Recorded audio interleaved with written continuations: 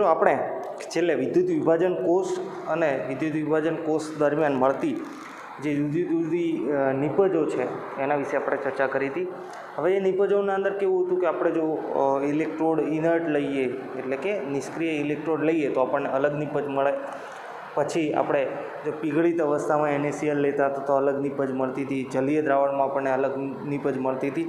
એ ઉપરાંત જે H2SO4 જેવો જે કેસ છે એના અંદર આપણને જે નિપજ છે એના કોન્સન્ટ્રેશન ઉપર મળે કે ભાઈ એની જે સાંદ્રતા છે એ કેટલી છે એના ઉપર આપણને મળતા હતા. હવે જે દાખલાઓ છે એના બાકી હતા કે ભાઈ દાખલા વિદ્યુત વિભાજનના છે એ બાકી હતા. એના અંદર કોયડો 3.10 જે છે એ છે કોપર સલ્ફેટનું આપણે દ્રાવણ લીધું. એના અંદર 10 મિનિટ માટે 1.5 એમ્પિયર વિદ્યુત પ્રવાહ પસાર કર્યો. હવે એના અંદર નિક્ષેપિત થયેલા કોપરનું દળ કેટલું હશે? હવે મોસ્ટ પ્રોબેબલી જ્યારે તમને આ દાખલો આપવામાં આવશે એ વખતે અહીંયા લખેલું જ હશે સાઈડમાં કે કોપરનું પરમાણુય દળ 63.5 ગ્રામ. ઓકે, એ આપેલું જ હશે. ઓકે, તો હવે આપણે જો એક સૂત્ર જોયું હતું કે Q = I × T, કે પસાર કરેલો વિદ્યુતભાર Q = I × T, બરાબર. તો અહીંયા આપેલું શું છે પહેલાં એ જોઈ લઈએ કે T આપેલું છે 10 મિનિટ, પણ આપણે સેકન્ડમાં જોઈએ છે એટલે 600 સેકન્ડ. એમ્પિયર એટલે કે I આપણને આપેલો છે 1.5 એમ્પિયર, બરાબર. એના સિવાય કોપરનું પરમાણુય દળ બરાબર 63.5 ગ્રામ. ઓકે, 63.5 ગ્રામ એનું પરમાણુય દળ છે, ગ્રામ પ્રતિ મોલ.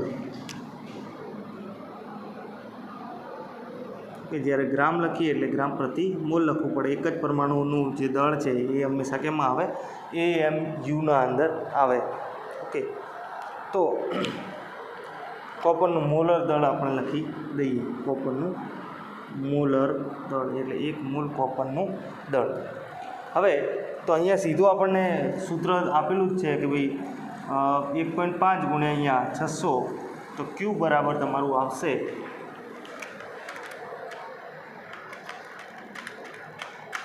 એટલે તમારું 900 કુલમ આવે.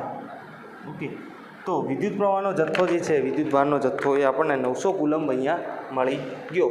હવે બીજું અહીંયા એ છે કે કોપરના રિડક્શન માટે આપણનું સૂત્ર શું છે કે કોપરના રિડક્શનની પ્રક્રિયા,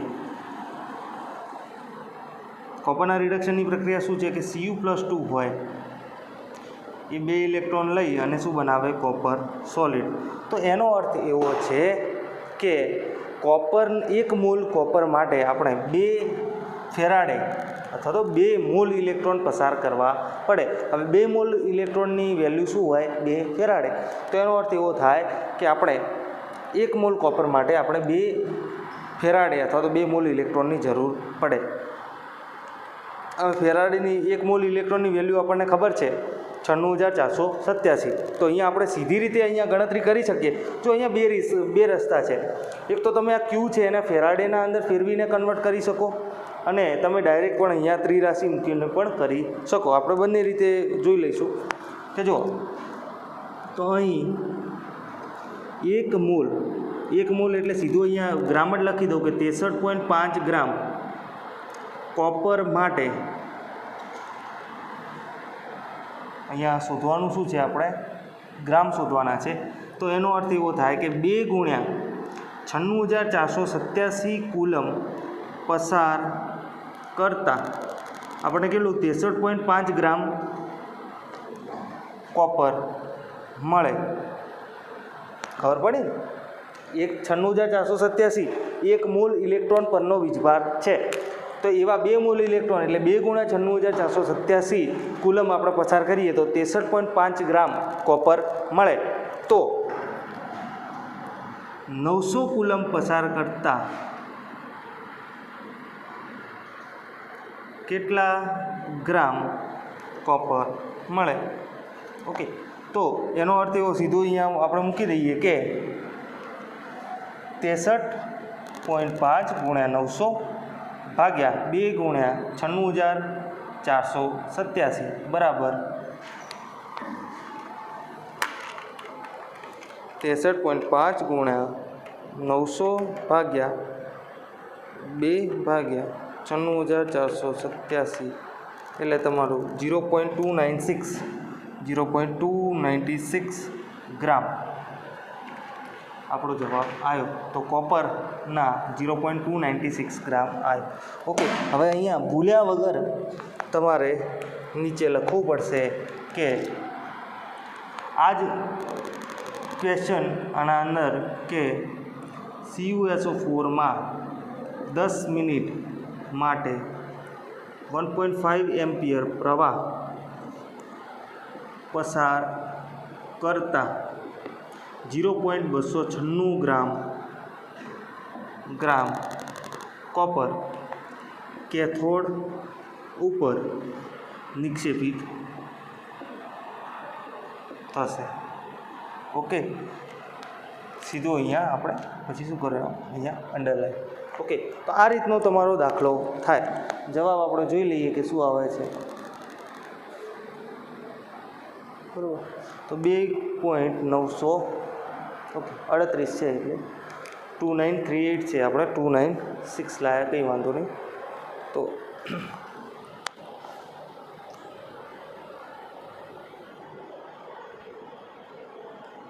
અહીંયા 63 ગ્રામ લીધું છે, 63.5 ગ્રામ. ઓકે, હવે જો તમને કૌંસમાં 63.5 ગ્રામ આપેલું હોય તો આપણે એ લેવાનું, 63 ગ્રામ આપેલું હોય તો આપણે એ લેવાનું. ઓકે, એ આપણી જો કશું ના આપેલું હોય 63.5 ગ્રામ લઈ લેવાનું. ઓકે, હવે બીજું કે આ રીતે આપણે છેલ્લે એક વાક્યમાં એને બતાવવું પડશે. હવે લખાણ સંબંધિત પ્રશ્નોના અંદર એવું છે કે જો 0.5 એમ્પિયર પ્રવાહ ધાત્વિય તારમાંથી 2 કલાક માટે વહે છે તો તારમાંથી કેટલા ઇલેક્ટ્રોન વહી ગયા હશે? તો લખાણ સંબંધિત પ્રશ્ન એના અંદર આપેલું કે 0.5 એમ્પિયર પ્રવાહ ધાત્વિય તારમાંથી 2 કલાક માટે વહે છે. તો અહીંયા આપણને તો ઇનટેક્સ ક્વેશ્ચન આના અંદર કયા નંબરનો છે? 3.10 નંબરનો. હવે એના અંદર શું આપેલું છે કે 0.5 એમ્પિયર પ્રવાહ એટલે I બરાબર શું આપેલું? 0.5 એમ્પિયર અને 2 કલાક એટલે T બરાબર 2 કલાક એટલે 2 કલાક બરાબર શું થાય? 3600 સેકન્ડ. બરાબર, સેકન્ડમાં જોઈશે આપણે Q = I × T માટે. તો ઇલેક્ટ્રોનની સંખ્યા કીધી છે એ નંબર ઓફ ઇલેક્ટ્રોન કેટલા પસાર થાય? તો ઇલેક્ટ્રોનની સંખ્યા પસાર થયેલા ઇલેક્ટ્રોનની સંખ્યા.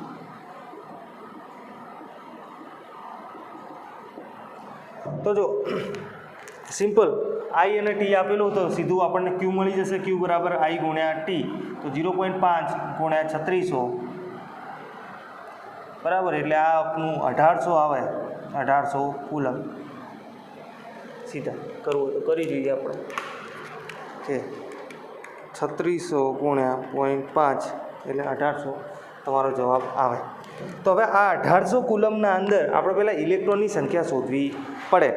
તો જો એના માટે આપણે શું કરશું? સીધો જ સિમ્પલ વસ્તુ છે કે એક ઇલેક્ટ્રોનનો વીજભાર એટલે એક ઇલેક્ટ્રોનનો વીજભાર આપણને શું છે ખબર છે? 1.6 × 10⁻⁹ કુલમ. એક ઇલેક્ટ્રોન પર 1.6 × 10⁻⁹ કુલમ જેટલો વીજભાર હોય. તો આપણે શું કરશું? અહીંયા એનું ઉલટું વિચારીશું કે જો 1.6 × 10⁻⁹ કુલમ હોય તો એક ઇલેક્ટ્રોન કહેવાય. તો ત્રિરાશિ અહીંયા મૂકી દઈએ કે 1.6 × 10⁻⁹ કુલમ હોય તો એક ઇલેક્ટ્રોન અહીંયા પસાર થવાની વાત છે. તો 1.6 × 10⁻⁹ કુલમ પસાર થાય તો એક ઇલેક્ટ્રોન પસાર થયો કહેવાય. તો 1800 કુલમ પસાર થયા તો કેટલા ઇલેક્ટ્રોન? બરાબર. તો સીધું જ અહીંયા ત્રિરાશિમાં આપણને ખબર જ છે કે 1 ગુણ્યા 1800 ભાગ્યા 1.6 ગુણ્યા 10⁻19 ઘાત. તો 1800 ભાગ્યા 1.6 એટલે 1125 ગુણ્યા 10⁻+ 19 થઈ જશે. અહીંયા આ ઉપર આવશે એટલે તો 1.125 ગુણ્યા 10⁻20 21 22 ઘાત ઇલેક્ટ્રોન. બરાબર, આટલા ઇલેક્ટ્રોન પસાર થયા. તો અહીંયા લખી દઈએ કે 0.5 એમ્પિયર પ્રવાહ 2 કલાક માટે પસાર કરવાથી તારમાંથી 1.125 ગુણ્યા 10⁻22 ઘાત ઇલેક્ટ્રોન પસાર થાય. આટલા ઇલેક્ટ્રોન અહીંયા પસાર થાય. તમે આને બીજી રીતે પણ કરી શકો. આને ફેરાડેના અંદર કન્વર્ટ કરી અને જો આ રીતે પણ કરી શકાય કે અહીંયા આને ફેરાડેના અંદર કન્વર્ટ કરીએ તો જો આ બીજી રીત છે. ફેરાડે બરાબર શું થાય કે 1800 કુલમ ભાગ્યા 96487 coulomb into mall inverse.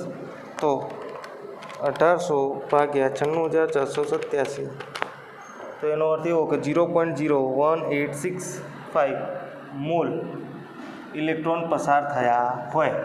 Okay, એને 6.022 ગુણ્યા 10⁻23 ઘાત વડે ગુણી દો તો પણ તમને નંબર ઓફ ઇલેક્ટ્રોન મળી જાય. બરાબર, આ રીતે પણ તમે કરી શકો.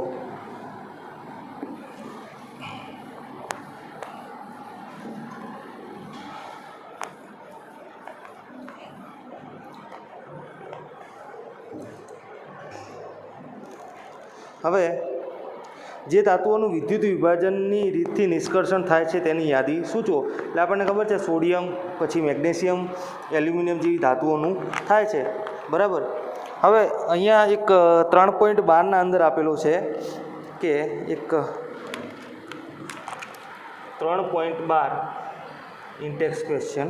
હવે એના અંદર આપણને આપે છે કે Cr2O7 -2 વત્તા 14 ઇલેક્ટ્રોન Cr2 -2 વત્તા 14 H+ વત્તા 6 ઇલેક્ટ્રોન gives 2Cr+3 વત્તા 7H2O. 2Cr+3 વત્તા 7H2O.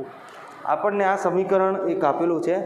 હવે આ પ્રક્રિયાને ધ્યાનમાં લો અને 1 મોલ Cr2O7નું રિડક્શન કરવા માટે વિદ્યુતભારનો કેટલો જથ્થો ઇલેક્ટ્રોનના પર્યાયમાં જરૂરી હશે. તો અહીંયા શું કહેવા માગે છે કે 1 મોલ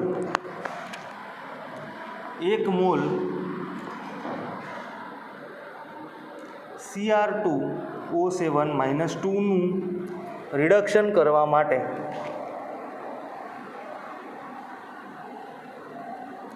કેટલા ઇલેક્ટ્રોન જોઈએ ઇલેક્ટ્રોનના પર્યાયમાં, એટલે કે નંબર ઓફ ઇલેક્ટ્રોન. અહીંયા કુલમ કે એવું કશું ગણવાનું નથી. તો જો અહીંયા આપણે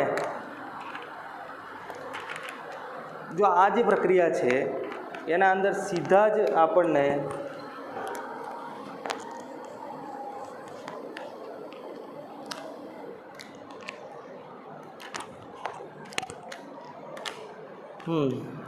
તો 6 ઇલેક્ટ્રોન આપ્યા છે. એટલે આપણે 6 મોલ ઇલેક્ટ્રોન જોઈએ એવું કહી શકીએ નહીં.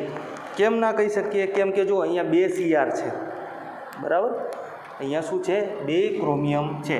હવે જો ક્રોમિયમનો આપણે જોવો હોય કે કેટલો ઓક્સિડેશન આંક છે તો એના માટે 2 ગુણ્યા ક્રોમિયમનો ઓક્સિડેશન આંક વત્તા 7 ગુણ્યા ઓક્સિજનનો ઓક્સિડેશન આંક બરાબર -2. આ ગણતરી કરવાની નથી, ખાલી તમારી સમજણ માટે છે.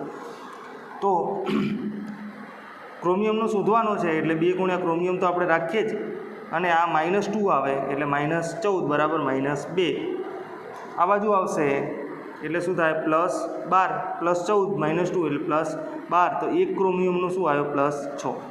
તો તો આ જે ક્રોમિયમનો +6માંથી શું થાય છે +3, એટલે એનો અર્થ એવો કે એના એક પરમાણુને 3 ઇલેક્ટ્રોનની જરૂર પડશે. તો 1 મોલ Cr2O7ના રિડક્શન માટે 3 મોલ ઇલેક્ટ્રોનની જરૂર પડે. ઓકે, અથવા તો 3 ગુણ્યા 6.022 ગુણ્યા 1023 ઇલેક્ટ્રોનની જરૂર પડે. ઓકે, તો આવું આપણે કહી શકીએ. બરાબર, આખો દાખલો ના પૂછાય, દાખલા તરીકે લખવાનું ના પૂછાય. અહીંયા આવો ક્વેશ્ચન MCQના અંદર આવી શકે.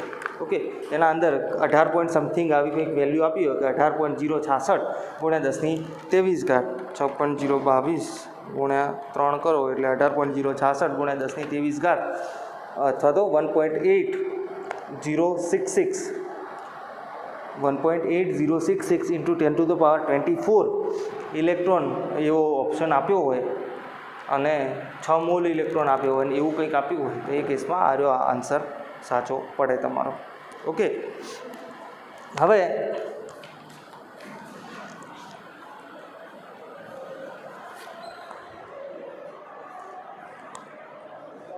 ચોપડીના સ્વાધ્યાયના જે પ્રશ્નો છે એના અંદર વાહકતાવાળા જે છે એ હું તમને હોમવર્કમાં આપેલા હતા. હવે આના અંદર એક 3.5 નંબર, જો આના સ્વાધ્યાયના અંદર નીચેનામાંથી રિડક્શન માટે કેટલો વિદ્યુતભાર જોઈશે, એટલે 1 મોલ Al+3માંથી Al માટે કેટલો વીજભાર જોઈએ તો 3 મોલ ઇલેક્ટ્રોન એટલે 96487 ગુણ્યા 3 એટલા ઇલેક્ટ્રોન એટલા કુલમ વીજભાર આપણને જોઈએ. અહીંયા શું કીધું છે કે નીચેના રિડક્શન માટે કેટલો વીજભાર જરૂરી છે. આ 3.12 નંબરની વાત કરું છું હું. તમારી જોડે ચોપડી હોય તો ઓપન કરી દો. 3.12 નંબરની અહીંયા હું વાત કરું છું, સ્વાધ્યાયના 3.12 નંબર. એના અંદર લખ્યું છે કે કેટલો વીજભાર જોઈએ તો Al+3 1 મોલ Al+3માંથી Alના અંદર કન્વર્ટ કરવા માટે તો આપણને 3 ઇલેક્ટ્રોન જોઈએ એક પરમાણુ માટે. તો 1 મોલ પરમાણુ માટે 3 મોલ ઇલેક્ટ્રોન જોઈશે. હવે 1 મોલ ઇલેક્ટ્રોનનો વીજભાર છે 96487 કુલમ, તો 3 ગુણ્યા 96487 કુલમ વીજભાર જરૂરી છે. ઓકે, તો એ રીતે આપણો કોપર +2માંથી કોપર તો 2 ગુણ્યા 96487. બીજું છે MnO4- માંથી Mn+2. અહીંયા જો ખાસ ધ્યાન રાખવાનું કે MnO4- માંથી Mn+2 છે તો અહીંયા આપણે માઇનસથી કંઈ લેવા દેવા નથી. આપણે લેવા દેવા શેનાથી છે, Mnનો કયો વીજભાર છે, એટલે કે Mnનો ઓક્સિડેશન આંક કેટલો છે એના ઉપર આપણું નક્કી થાય. તો અહીંયા Mn વત્તા 4 ગુણ્યા ઓક્સિજનનો ઓક્સિડેશન આંક બરાબર -1, તો આ શું થાય -8. Mn -8 બરાબર -1. તો Mnનો શું થાય ઓક્સિડેશન આંક +7. આ +7માંથી +2 થાય છે. તો એનો અર્થ એવો કે 5 મોલ ઇલેક્ટ્રોન જોઈશે. આ શું કરે, +7 વાળો જે છે એ 5 ઇલેક્ટ્રોન લઈ અને +2 બનાવે. તો એવો એક પરમાણુ માટે 5 જોઈએ, તો 5 મોલ પરમાણુ 1 મોલ પરમાણુ માટે 5 મોલ ઇલેક્ટ્રોન જોઈએ. હવે નીચેના ઉત્પાદન માટે ફેરાડેના પર્યાયમાં કેટલી વિદ્યુત ઉર્જાની જરૂર પડશે એ લખવાનું છે. હવે જુઓ, પીગળિત CaCl2માંથી 20 ગ્રામ કેલ્શિયમનું જરૂર છે. બરાબર, હવે અહીંયા તમારે શું કરવું પડે કે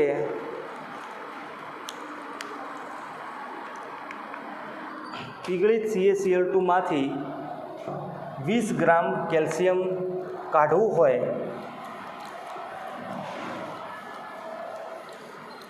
તો તમારે કેલ્શિયમનો જે પરમાણુય ભાર છે 40, કેલ્શિયમનો જે પરમાણુ ભાર છે 40 એ ગણવું પડે.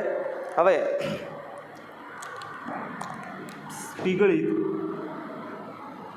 CaCl2માંથી 40 ગ્રામ કેલ્શિયમ જોઈએ. તો હવે જો કેલ્શિયમ +2 વત્તા 2 ઇલેક્ટ્રોન લો તો તમારું કેલ્શિયમ સોલિડ થાય. બરાબર, તો એનો અર્થ એવો કે 1 મોલ કેલ્શિયમ માટે 2 મોલ ઇલેક્ટ્રોન જોઈએ. 2 મોલ ઇલેક્ટ્રોન એટલે 2 ફેરાડે.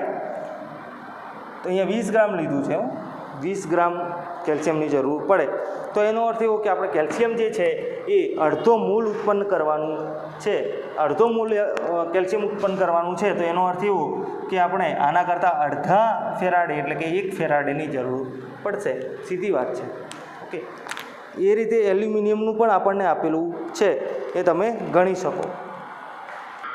તો એલ્યુમિનિયમવાળું છે એ તમારા હોમવર્કના અંદર. હવે નીચેના 3.14ના અંદર છે કે નીચેના ઉત્પાદન માટે ઓક્સિડેશન પર્યાયના અંદર કેટલી વિદ્યુતની જરૂર પડે, બરાબર. તો એના ઓક્સિડેશન માટે કેટલા વિદ્યુતની જરૂર પડશે તો એ આપણે જોવાનું છે. તો એના અંદર તમારે શું કરવું પડે કે એના ઓક્સિડેશન માટે કેટલા ઇલેક્ટ્રોનની જરૂર છે તો એ પ્રમાણે મોલ તમે કેલ્ક્યુલેટ કરી શકો. તો એ તમારા હોમવર્કના અંદર છે, બરાબર. હવે આપણે સીધા 3.15 નંબરનો જે દાખલો છે એના ઉપર જઈશું. એક કામ કરીએ, 3.15 નંબર જે છે એ તમારા હોમવર્કના અંદર છે. સીધો જ સિમ્પલ દાખલો છે કે નિપજ કેટલું દળ નિક્ષેપિત થાય. આપણે સીધા 3.16 નંબરનું ચાલુ કરીએ. તો 3.16 નંબરના અંદર શું છે, રકમ આ પ્રમાણે છે કે 3 વિદ્યુત વિભાજન કોષ A, B, C અનુક્રમે ZnSO4, AgNO3 અને CuSO4 ના દ્રાવણ ધરાવે છે. તેને શ્રેણીમાં જોડેલ છે. કોષ B 1.45 ગ્રામ સિલ્વર કેથોડ પર જમા થયું ત્યાં સુધી કોષ બીના અંદર 1.45 ગ્રામ સિલ્વર કેથોડ પર જમા થયું ત્યાં સુધી 1.5 એમ્પિયર સ્થિર પ્રવાહ પસાર કરવામાં આવ્યો છે. તો કેટલા સમય માટે પ્રવાહનું વહન થયું હશે અને કોપર અને ઝીંકના કેટલા દળ નિક્ષેપિત થયા હશે. તો અહીંયા ટૂંકમાં આવું છે કે 3.16 નંબરનો સ્વાધ્યાય કે A, B અને C આ 3 કોષને શ્રેણીમાં જોડેલ છે. હવે શ્રેણીમાં જોડેલો હોય ને તો એક કોષમાંથી જે પ્રવાહ પસાર થાય એ બધા કોષના અંદરથી પસાર થાય.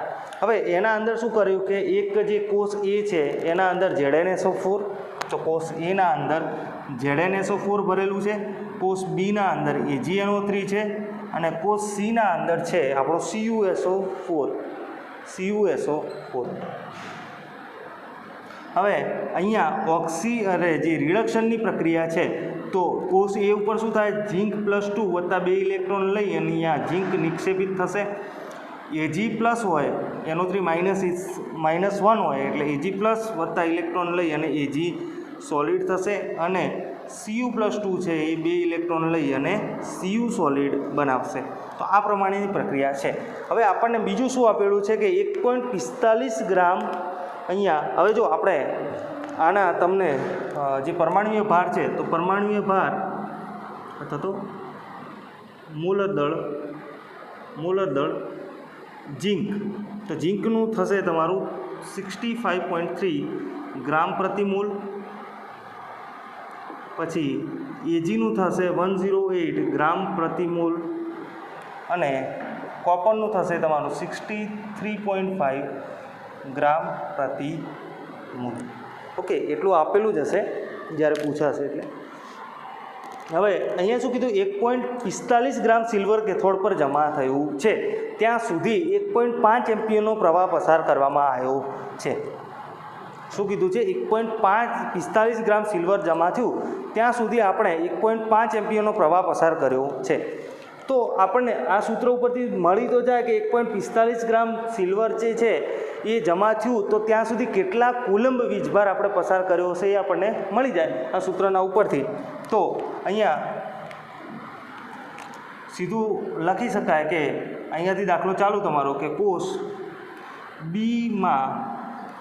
બીના અંદર Ag+ વત્તા electron gives Ag solid. Okay, આ બધું લખવાની જરૂર નથી, અહીંયાથી જ આપણે ચાલુ કરીએ. પ્રક્રિયા થાય છે બરાબર. તો આના અંદર તો અહીં 108 ગ્રામ, અહીંયા ગ્રામ આપણને આપેલા જ છે કે Agનું દળ આપણને આપેલું જ છે 1.45. Agનું દળ 1.45 ગ્રામ આપણે જે આપેલું એ લખી દઈએ અને પ્રવાહ I બરાબર 1.5 એમ્પિયર આટલું આપણને આપેલું છે. ટી બરાબર તમારે શોધવાનું છે. એના સિવાય કોપરનું દળ અને ઝીંકનું દળ આટલી વસ્તુ તમારે શોધવાની છે. તો 108 ગ્રામ એજી માટે 96,487 કુલમ વીજભાર જોઈએ. અહીંયા આપણે મોલમાં જવાની જરૂર નથી, કેમ કે મોલમાં તમે કરશો ને કે 1 મોલ ઇલેક્ટ્રોન જોઈએ એના પછી પાછું તમારે 96,487 કુલમમાં ફેરવવું જ પડશે. એટલે આપણે પહેલાંથી જ એ પ્રમાણે લખવાનું. તો 1.45 ગ્રામ એજી માટે કેટલા કુલમ વીજભાર જોઈએ? તો આ શું આવ્યું? 1.45 ગ્રામ 96,487 ભાગ્યા 108.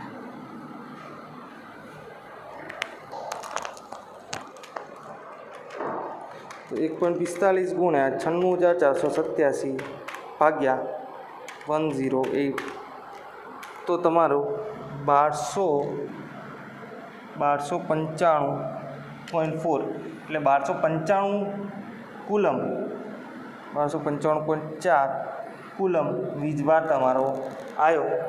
ઓકે, હવે ક્યુ બરાબર I, તો હવે ક્યુ બરાબર I ઇન્ટુ ટી.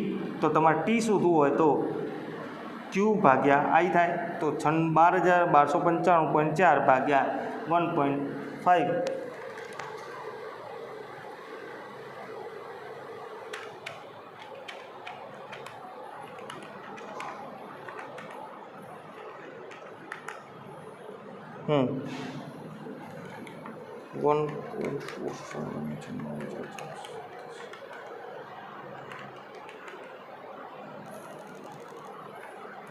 તો 1295.4 ભાગ્યા 1.5 તો 863.6 સેકન્ડ માટે પસાર કરવો પડે. ખાલી તમે 863 સેકન્ડ લખો તો ચાલે. તો તમારો એક જવાબ આવ્યો અહીંયા 863 સેકન્ડ માટે પસાર કરવાનો થયો. હવે જો આ જે કુલમ છે ને એનો તમે સીધો ઉપયોગ કરી શકો. તમે રેફરન્સમાં ને એમાં જોશો તો ઘણી વખત અલગ અલગ કંઈક મેથડ આપેલી છે. હવે આપણે સીધો જ આનો કુલમનો જે શોધ્યા છે ને એનો ઉપયોગ કરી લઈએ કે આ જે કુલમ શોધીને કે ઝીંક માટે આપણે વાત કરી તો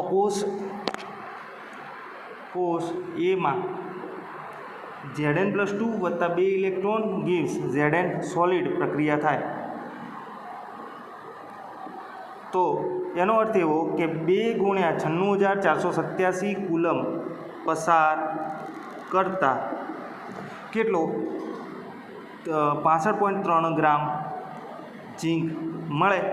તો આપણે પસાર કેટલા કર્યા છે જોઈ લો. 1295.4 કુલમ પસાર કરતાં કેટલા ગ્રામ ઝીંક મળે? તો અહીંયા 1295.4 ગુણ્યા 65.3 ભાગ્યા 2 ગુણ્યા 96,487.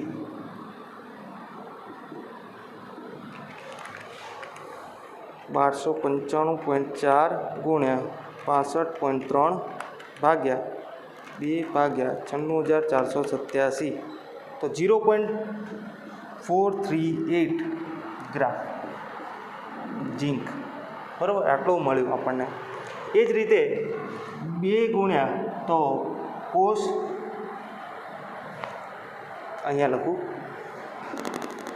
કોષ સી માટે Cu+2 વત્તા 2 ઇલેક્ટ્રોન ગિવ્સ Cu સોલિડ. તો એનો અર્થ એવો કે 2 ગુણ્યા 96,487 કુલમ પસાર કરતા 63.5 ગ્રામ કોપર મળે. ઓકે, તો 1295.4 કુલમ પસાર કરતા કેટલા ગ્રામ કોપર મળે? તો સેમ સૂત્ર આવશે 1295.4 ગુણ્યા 63.5 ભાગ્યા 2 ગુણ્યા 96,487. તો 1295.4 ગુણ્યા 63.5 ભાગ્યા 2 ભાગ્યા 9487 તો આપણને 0.426 ગ્રામ કોપર મળે. તો સમરી લખી દઈએ કે તો આ કોષમાં તો અહીં કોષ બીમાં 1.45 ગ્રામ એજી નિક્ષેપિત થાય ત્યાં નિક્ષેપિત કરવા માટે 1.5 એમ્પિયર પ્રવાહ 863 સેકન્ડ માટે પસાર કરવો પડે. 863 સેકન્ડ માટે પસાર કરવો પડે અને તે સાથે 0.438 ગ્રામ ઝીંક અને 0.426 ગ્રામ કોપર મળશે. ઓકે, તો આ તમારો જવાબ આવી જાય.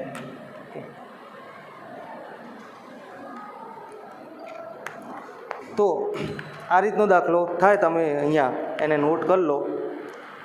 હવે જો આના અંદર બીજું પણ એક થાય કે તમે આર્યો તો શોધી કાઢ્યું, બરાબર. હવે સીધી તમે અહીંયા ગણતરી એ કરી શકો કે જે મેં લખ્યું હતું ને એ પ્રમાણે કે ભાઈ તો એજી શું હતું, અહીંયા એજી પ્લસ હતું, સીયુ પ્લસ 2 હતું, ઝેડએન પ્લસ 2 હતું, બરાબર. તો એનો અર્થ એવો કે 1 મોલ એજી માટે તમે 1 મોલ એજી કરો તો અડધો મોલ કોપર અને અડધો મોલ ઝીંક મળશે. તો તમે ડાયરેક્ટ એ પ્રમાણે પણ લખી શકો. જે આપણા ફેરાડેનો બીજો નિયમ છે એ શું કહેવા માગે કે તમે સિરીઝમાં ગોઠવીને એક સરખો વીજ પ્રવાહ પસાર કરો તો એના કયા પ્રમાણે મળે કે એના રાસાયણિક તુલ્યભાર પ્રમાણે આપણને એનું વજન મળે. તો અહીંયા રાસાયણિક તુલ્યભાર પ્રમાણે જોઈએ તો રાસાયણિક તુલ્યભાર આનો કેટલો થાય, એજીનો ઇમ્પેરિકલ વેઇટ આવે તો એજીનો રાસાયણિક તુલ્યભાર એટલે કે ઈ એજી બરાબર શું થાય, 108 ભાગ્યા 1, કેમ કે 1 ઇલેક્ટ્રોનની જરૂર પડે તો આનો 108 જ થાય. ઈ ઝેડએન તો શું થાય 63.5, અરે સોરી ઝીંક માટે 65.3 ભાગ્યા 2 તો આનો જે જવાબ આવે એ, અને કોપર માટે જે છે 63.5 ભાગ્યા 2 તો આનો પણ જે જવાબ આવે એ. તો આના જેટલું આપણને વજન મળે. તો સીધા એક વખતના વજન આવી જાય એટલે એનો સીધી આપણે એની શું કહેવાય સરખામણી કરી અને શોધી શકીએ કે 1.45 ગ્રામનું કાપડું કે એજી હતું. એટલે તમે સીધું આને આમ પણ લખી શકો કે W1/W2 બરાબર E1/E2. ઓકે, સોરી આમ પણ લખી શકીએ કે તમારું ઇમ્પેરિકલ વેઇટ અને આના જેટલું મળે તો W1 × E1 બરાબર W2 × E2 આવું પણ કહી શકીએ. તો હવે આપણે એક વખત ના કરી જોઈએ. તો એનો અર્થ એવો કે W2/W1 અરે W1/W2 બરાબર E1 અરે E2/E1. તો અહીંયા આપણે W1 તરીકે લઈ લઈએ આ તો 1 પોઈન્ટ કેટલું હતું 45 ગુણ્યા 108 બરાબર W2 શોધવાનું છે ને E2 તમારો શું થાય ઝીંક લઈ લઈએ તો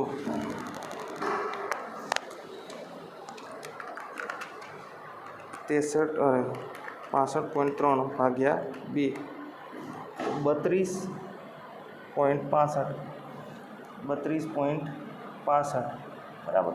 તો W2 બરાબર તમારું આવશે 1.45 ગુણ્યા 108 ભાગ્યા 32.65.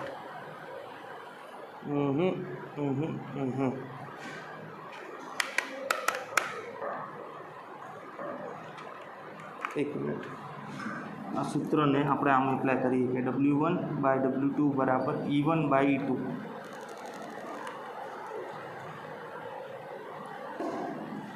W2 બરાબર W1 ગુણ્યા E2 બાય E1.